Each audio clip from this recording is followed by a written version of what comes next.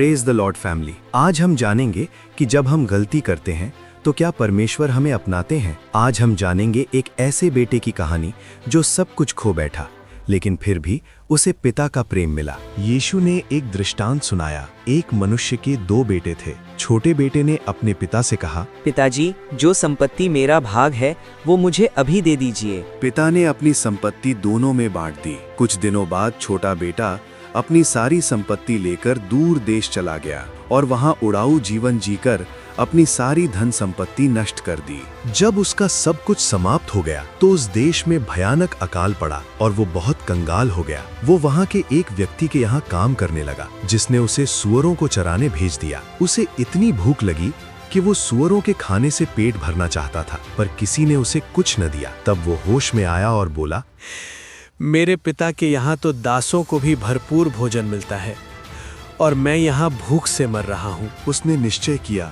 मैं अपने पिता के पास लौट जाऊंगा और कहूंगा, पिता, मैंने स्वर्ग के विरुद्ध और आपके विरुद्ध पाप किया है। मैं अब आपके पुत्र कहलाने योग्य नहीं। मुझे अपने दासों में से एक की तरह रख लें। वो उठकर अपने पिता के पास चल दिया। जब वो अभी दूर ही था तो उसके पिता ने उसे देख लिया। पिता का हृदय करुणा से भर गया। वो दौड़कर उसके पास आया, उसे गले लगाया और चूमा। बेटे ने कहा, पिता, मैंने पाप किया है, मैं आपके पुत्र कहलाने योग्य नहीं। पर पिता ने अपने दासों से कहा, सबसे अच्छा वस्त्र लाओ और इसे पहनाओ। इसके हाथ में अंगूठी और पैरों में जूते पहनाओ। मोटा बछड़ा लाकर काटो।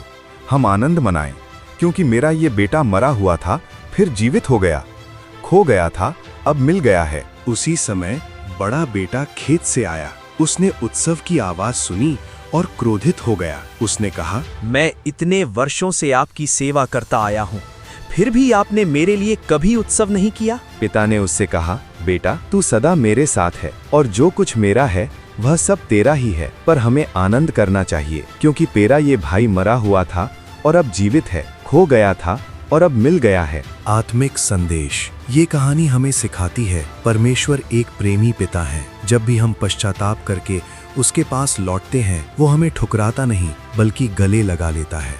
आमीन।